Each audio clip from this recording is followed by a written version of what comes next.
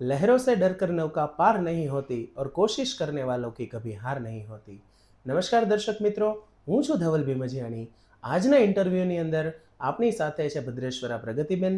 એમનો આપણે ઇન્ટરવ્યૂ કરવા જઈ રહ્યા છીએ, જેમણે ધોરણ 12 કોમર્સની બોર્ડની પરીક્ષામાં સમગ્ર ગુજરાત રાજ્યની અંદર પ્રથમ ક્રમ પ્રાપ્ત કરી અને 99.99 પીઆર મેળવ્યા છે।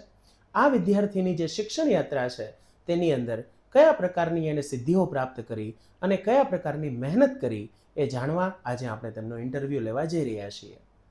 ખૂબ ખૂબ અભિનંદન પ્રગતિબેન, આ સફળતા અંગે શું કહેશો? Thank you so much sir. આ ક્ષણે મારા માતા પિતા અને હું ખૂબ જ ખુશ છીએ।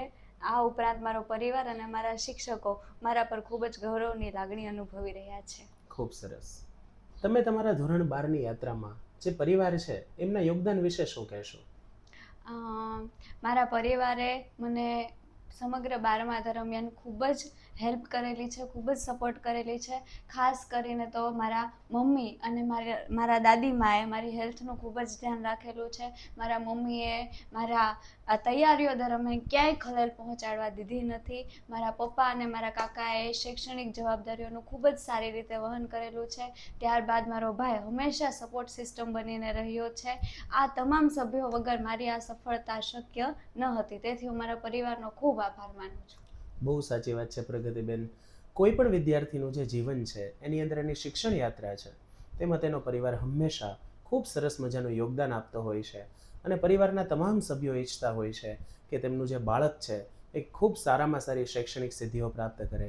તો એવી જ રીતે પ્રગતિબેને પણ આ સફળતાની અંદર પરિવારનું એક વિશેષ યોગદાન છે તે જણાવ્યું છે। તો પ્રગતિબેન, બાળપણથી લઈ અને અત્યાર સુધી તમારી શૈક્ષણિક સફર વિશે અમને જણાવો। સર, બાલ મંદિરથી લઈને ધોરણ 9 સુધી મેં સરકારી શાળામાં અભ્યાસ કર્યો।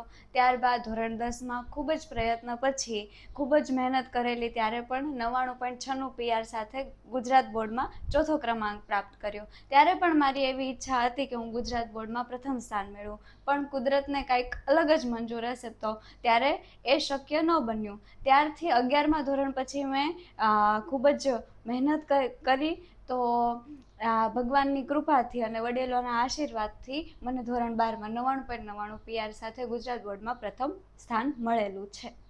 વિદ્યાર્થી મિત્રો, આ પરથી આપણને શીખ મળે છે કે એક વખત પ્રયત્ન કરીએ અને ત્યારે જો સફળ ન થઈએ તો આપણે પીછેહટ ન કરવી જોઈએ અને બીજી વખત પ્રયત્ન કરી અને સફળતાના શિખરો પ્રાપ્ત કરવા જોઈએ। ધોરણ 10ની અંદર 99.96 પીઆર મેળવવા એ ખૂબ મોટી સિદ્ધિ છે, પરંતુ એમનું લક્ષ્ય હતું કે મારે તો 99.99 પીઆર મેળવી અને ગુજરાત બોર્ડમાં પ્રથમ સ્થાન જ પ્રાપ્ત કરવું છે। તો એના માટે એણે ધોરણ 11થી જ ખૂબ સરસ મજાની મહેનત કરી અને ધોરણ 12ની અંદર એમણે આ સફળતા પ્રાપ્ત કરી છે। તો વિદ્યાર્થી મિત્રો, આપણે પણ આ વસ્તુ પરથી શીખીએ કે એક વખત કદાચ સફળતા ન મળે તો પ્રયત્નોને છોડી ન દેવા જોઈએ અને આગળ આપણી મહેનત શરૂ રાખવી જોઈએ। પ્રગતિબેન, ધોરણ 12ની આ જ્વલંત સફળતાની અંદર તમારી શાળા અને ટ્યુશન ક્લાસીસનું શું યોગદાન રહ્યું છે એ અંગે જણાવો। સર, એપેક્સ સ્કૂલની જો વાત કરું તો ત્યાંના તમામ શિક્ષકો ખૂબ જ તજજ્ઞ અને અનુભવી હતા। તેમણે અમારો કોર્સ જે છે એ સમયસર પૂર્ણ કર્યો। અમારા દર વીકલી ટેસ્ટ લેવામાં આવતી હતી। ત્યાંના પેપર પ્રેક્ટિસથી જ મને ખૂબ જ સપોર્ટ મળેલું છે। ત્યારબાદ ટ્યુશનની વાત કરું તો કુશલ સરે એકાઉન્ટ અને સ્ટેટ ખૂબ જ સરસ રીતે ઊંડાણપૂર્વક જે છે એ ભણાવેલું હતું। તેમના વગર એકાઉન્ટ અને સ્ટેટમાં 100 અને 99 માર્ક શક્ય ન હતા। ઇકો અને બીએ ઋષિ સરે ખૂબ જ ઊંડાણપૂર્વક ભણાવ્યું। એમાં પણ ઇકો અને બીએમાં 100 અને 99 માર્ક લાવવા ખૂબ જ કઠિન હોય છે, પણ એમના હંમેશા સપોર્ટના કારણે આ શક્ય બન્યું છે। Very good. વિદ્યાર્થી મિત્રો, તમારી જે શાળા છે અને તમારું જે ટ્યુશન ક્લાસીસ છે એ હર હંમેશ તમને આવી સરસ મજાની સફળતાઓ પ્રાપ્ત કરવા માટે માર્ગદર્શિત કરતું હોય છે। તો પ્રગતિબેનને પણ તેમની સ્કૂલ અને ક્લાસીસ તરફથી ખૂબ સરસ મજાનો સપોર્ટ મળ્યો છે। પ્રગતિબેન, મને ખ્યાલ છે ત્યાં સુધી તમારા પરિણામની અંદર મુખ્ય વિષયો જે છે કોમર્સના, એ સિવાય ગુજરાતી અને અંગ્રેજીમાં પણ ખૂબ સારા માર્ક્સ છે। ગુજરાતીની અંદર 94 માર્ક્સ અને અંગ્રેજીમાં 92 માર્ક્સ। આવા સરસ મજાના માર્ક્સ મેળવવા પાછળનું કારણ અમને જણાવો। સર, ઇંગ્લિશની વાત કરું તો હિરેન સર અને કેવલ સરે મને ખૂબ જ માર્ગદર્શન આપ્યું છે. મારી રાઇટિંગ પ્રેક્ટિસથી જ હું આ ઇંગ્લિશમાં આટલા બધા સારા માર્ક્સ મેળવી શકી છું. ત્યારબાદ ગુજરાતીની વાત કરું તો ગોપી મેડમ જેવું કોઈ ભણાવી જ ના શકે. ગોપી મેડમે મને હંમેશા 12માના શરૂઆતથી લઈને પૂર્ણ થયું ત્યાં સુધી જે છે એ ગુજરાતીમાં ખૂબ જ મદદ કરેલી છે. ગુજરાતી અને ઇંગ્લિશ બે એવા સબ્જેક્ટ છે કે જેમાં મારે 90 અપ ન હોત તો કદાચ હું આટલું સારું રિઝલ્ટ તો ન જ પ્રાપ્ત કરી શકત. તો ગોપી મેડમ, હિરેન સર અને કેવલ સરનો મારા રિઝલ્ટમાં ખૂબ જ અમૂલ્ય ફાળો રહ્યો છે. પ્રગતિબેન, ગુજરાતી અને અંગ્રેજીની તો આપણે વાત કરી, પણ કોમર્સના જે મુખ્ય 4 વિષયો છે, એકાઉન્ટ, સ્ટેટિસ્ટિક્સ, ઇકોનોમિક્સ અને બીએ, આ 4 વિષયની અંદર તમે 100, 90, 100, 90 આવા સરસ મજાના માર્ક્સ પ્રાપ્ત કર્યા છે. તો તમે આ 4 વિષયમાં તમારી તૈયારી કેવી રીતે કરી અને સમગ્ર વર્ષ દરમિયાન તમે વિષયોને કેવી રીતે પ્રિપેર કર્યા એના વિશે જણાવો. સર, એકાઉન્ટ અને સ્ટેટ એ બે ખૂબ જ મહત્ત્વના વિષયો છે. એકાઉન્ટ અને સ્ટેટનો જ્યારે લેક્ચર ચાલતો હોય ત્યારે વિદ્યાર્થીઓએ તો ખૂબ જ કોન્સન્ટ્રેશનથી ભણવું પડે. એકાઉન્ટ અને સ્ટેટની જે થિયરી જે છે એ ખૂબ જ મહત્ત્વની હોય. તો મેં થિયરીને પણ 2-3 વાર રિવાઇઝ કરેલા અને જ્યાં સુધી એના જે દાખલા હોય, ન્યુમેરિકલ્સ હોય, જ્યાં સુધી મને આવડતા નહીં ત્યાં સુધી હું રિવિઝન કરી રાખતી અને મોઢે જ્યાં સુધી મને દાખલા આવડે ને ત્યાં સુધી મેં પ્રેક્ટિસ કરેલી છે.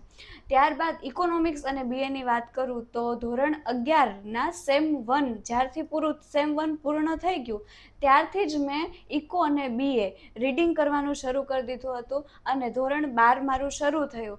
સ્કૂલમાં જ્યારે શરૂ થયો ત્યારે મેં ઇકો અને બીએ કમ્પ્લીટ કરી દીધા હતા. સ્કૂલમાં જ્યારે હું લેક્ચર્સમાં બેસતી ત્યારે એ મારી માટે રિવિઝન હતું. તો ઇકોનોમિક્સ અને બીએમાં જે એડવાન્સ મેં તૈયારી કરેલી, 11th જ્યારે ચાલતું હતું એડવાન્સ જ્યારે તૈયાર કરેલી, એણે મને આગળ ખૂબ જ સપોર્ટ કર્યો અને ઇકો બીએ અને મારા કમ્પ્લીટ થઈ ગયા હતા. તેથી એકાઉન્ટ અને સ્ટેટ એવા જે હાર્ડ સબ્જેક્ટ હતા એ માટે મને ખૂબ જ સમય મળ્યો અને હું એની પ્રેક્ટિસ કરતી. ખૂબ સરસ પ્રગતિબેન.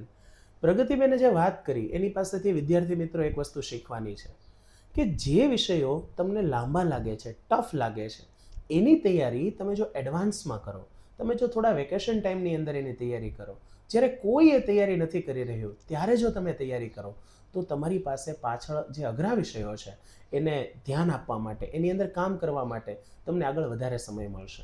એમણે જેમ વાત કરી એ પ્રમાણે ઇકોનોમિક્સ અને બીએ બંને લેન્ધી સબ્જેક્ટ છે. ધોરણ 12ની શરૂઆતથી એમને રિવિઝન થતું હતું. એનો મતલબ કે એમણે બંને વિષયો છે એ એડવાન્સમાં પ્રિપેર કરી નાખ્યા હતા. તો તમે પણ 10મું ધોરણ હોય કે 12મું ધોરણ, તમને અઘરા લાગતા વિષયો છે એ એડવાન્સમાં પ્રિપેર કરી શકો છો. પ્રગતિબેન, હવે તમારી જે દિનચર્યા છે, તમારું જે ડેઇલી રૂટીન છે એના વિશે જણાવો, જેથી વિદ્યાર્થીઓને ખ્યાલ આવે કે કયા સમયે વાંચવું જોઈએ, કેવી રીતે વાંચવું જોઈએ. સર, મારા દિનચર્યાની જો વાત કરું તો હું 5:30 વાગે ઉઠી જતી. ત્યારબાદ શાળાએ જઈને 1 વાગ્યા સુધી ઘરે આવી જતી. લંચ લઈને ફ્રેશ થઈને પાછું 1:30 વાગ્યા સુધીમાં મારું રીડિંગ કરવા માટે બેસી જતી. ત્યારબાદ મારું 5 વાગે ટ્યુશન હતું. 5 વાગે ટ્યુશનમાં જઈ 5 થી 7 ટ્યુશનમાં ખૂબ જ સારી રીતે ભણતી. 7 વાગે ઘરે આવતી ને 7:30 વાગે પાછું રીડિંગ મારું સ્ટાર્ટ કરી દેતી. ત્યારબાદ 9:30 વાગે ડિનર કરતી અને 10 વાગ્યાથી લઈને રાતના 12 અને 1 વાગ્યા સુધી મારું રીડિંગ ચાલતું. તો પછી તમે સાંભળી જ લીધું હશે વિદ્યાર્થી મિત્રો, સવારે 5:30 વાગે જાગી અને રાત્રે 12 અથવા 1 વાગ્યા સુધી વાંચવું, ત્યારે જ આવી સફળતા મળી શકે. તમે વિચારો, આખા શેડ્યુલની અંદર સ્કૂલ, ટ્યુશન, બપોરે જમવાનું અને રાત્રે જમવાનું, આ સિવાય કોઈ જગ્યાએ બેને સમય વેડફો નથી. લગભગ તમે માનો તો દિવસની 7 કે 8 કલાકની જે તૈયારી છે એમણે રેગ્યુલર બેઝ ઉપર કરી છે. એના જ કારણે આ પ્રકારનું પરિણામ બેન મેળવી શક્યા છે. તો આપણે પણ પ્રેરણા લઈએ કે નિયમિત રીતે સતત મહેનત કરીએ અને રોજની 5, 6 કે 7 કલાક તૈયારી કરીશું તો આપણે પણ આ સરસ મજાનું પરિણામ જે મેળવ્યું બેને એવું પરિણામ પ્રાપ્ત કરી શકીશું. પ્રગતિબેન, જ્યારે ધોરણ 12 પૂર્ણ થવા આવ્યું, છેલ્લા 2-3 મહિના બાકી હતા, તેની અંદર તમે પેપરનું જે લખવાની પ્રેક્ટિસ છે એ 100 માર્કના જે પેપર હોય છે એવા કેટલા પેપર્સ લખ્યા હતા અને એની અંદર તમે કેવી રીતે તૈયારી કરી હતી? સર, જો હું પેપર પ્રેક્ટિસની વાત કરું તો આશરે મેં 100 જેટલા પેપર તો આરામથી લખ્યા હતા. 100 માર્કના 100 પેપર, હા સર. મતલબ કે 10,000 માર્કનું લખવાનું કામ ધોરણ 12ની અંદર એમણે બેને કરેલું છે. 100 માર્કના 100 પેપર લખવા એ પોતે જ એક ઉચ્ચ સિદ્ધિ કહી શકાય કે 100 માર્કના 100 પેપર લખવા એ ખૂબ મોટી વાત છે. હા બેન, જણાવો. હા સર, જ્યારે એ 100 પેપર લખ્યા, એક જ્યારે પેપર હતું તો એના આગલા દિવસે, આગલા 2 દિવસ અગાઉ અમને તૈયારી કરવા આપતા, ત્યારે હું તમામ સબ્જેક્ટ હતા એનું રિવિઝન ખૂબ જ સરસ રીતે કરતી. ત્યારબાદ પેપર રાઇટિંગ સમયે જ શું ભૂલ થઈ છે, ક્યાં ધ્યાન રાખવું, ત્યારબાદ પ્રેઝન્ટેશન કેવું કરવું, ને જે મારું પેપર ચેક કરશે તો એમને કઈ રીતે મારું પેપર સારું લાગશે એ બધું ખૂબ જ ધ્યાન રાખેલું હતું. ત્યારબાદ કોઈ પેપર ચેક થઈને આવે છે, ત્યારબાદ મારે કઈ કઈ ધ્યાન રાખવાનું છે, મારા માર્ક્સ ક્યાં કટ થયા છે. મારે માર્ક્સ બહુ સારા આવી જતા, પણ જ્યાં 2, 3 કે 5 માર્ક કપાય છે તો એ ક્યાં માર્ક્સ જાય છે એ વધારે ઇમ્પોર્ટન્ટ રાખતી. અને જ્યાં જ્યાં ભૂલ પડી છે એ માટે હું કરેક્શન બુક રાખતી, અને કરેક્શન બુકમાં મેં બધું લખેલું હતું કે આ જે ભૂલ કરી છે બીજી વાર ભૂલ ન થાય. તો આ કરેક્શન બુકની જે છે એણે મને હંમેશા સપોર્ટ કરેલી છે. તો આ કરેક્શન બુકના કારણે જ મને આટલું બધું ભૂલ છેલ્લે ભૂલ નથી થઈ. ખૂબ સરસ વાત કરી બેને. એમણે વાત કરી કે એમ જ્યારે જ્યારે પણ પેપર ચેક થઈને આવતા હતા તેની અંદર જે ખોટું પડતું હતું એમની નોંધ એમણે અલગ બુકમાં કરી છે. એને કરેક્શન બુક નામ આપ્યું છે.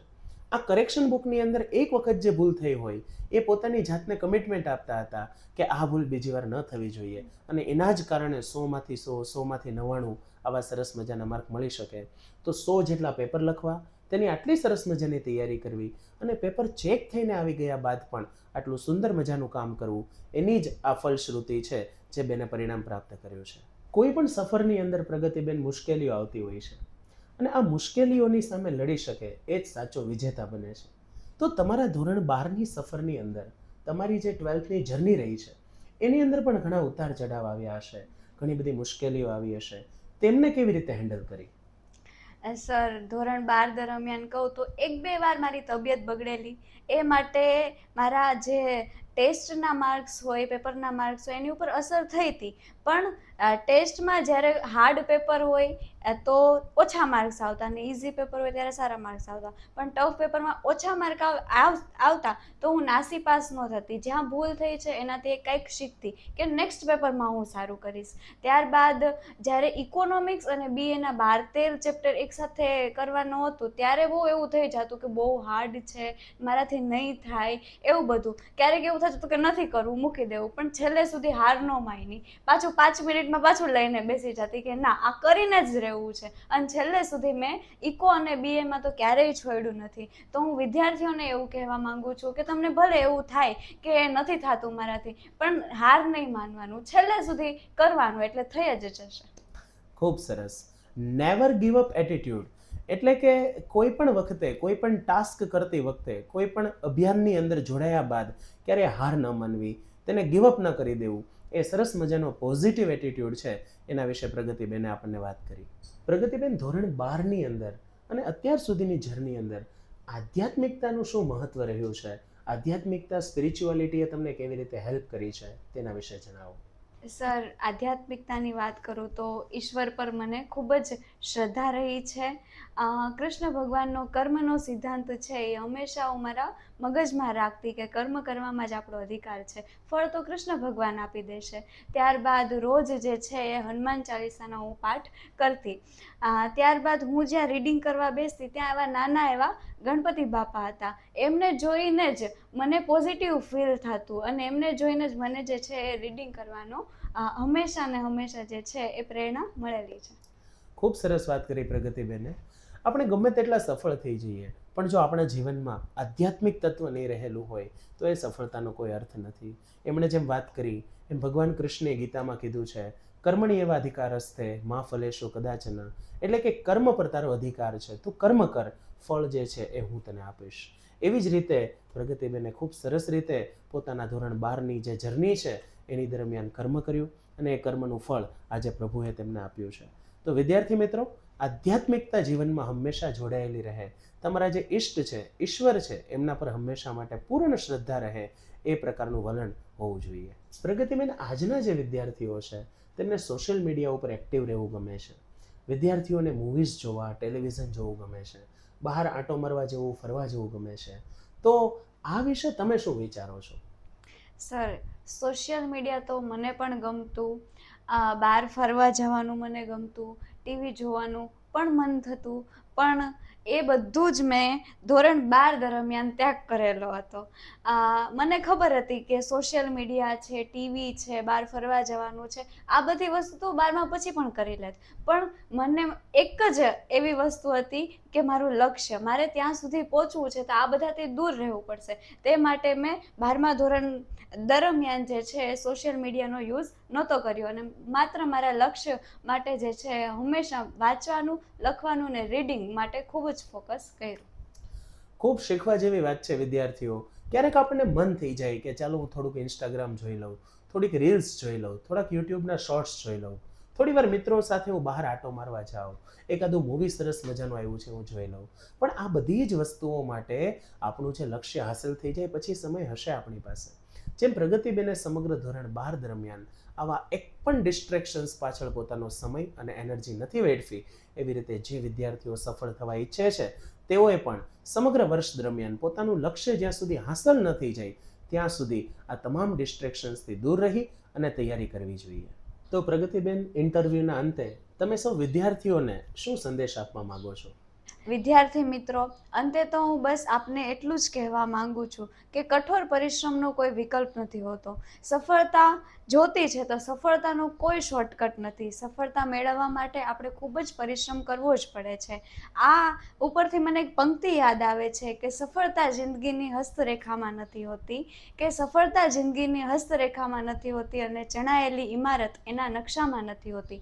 તેથી તમામ વિદ્યાર્થી મિત્રો એક લક્ષ્ય બનાવો અને એની પાછળ જે છે એ તમે ખૂબ જ પરિશ્રમ કરો. આપના માતા પિતા જેમ કહે છે એમના માર્ગદર્શન ઉપર તમે ચાલો અને આપના શિક્ષકો જેમ કહે છે એ જેમ તમને ગાઈડ કર્યો છે એમનું માનશો તો એક દિવસ તમે પણ સફળ થશો.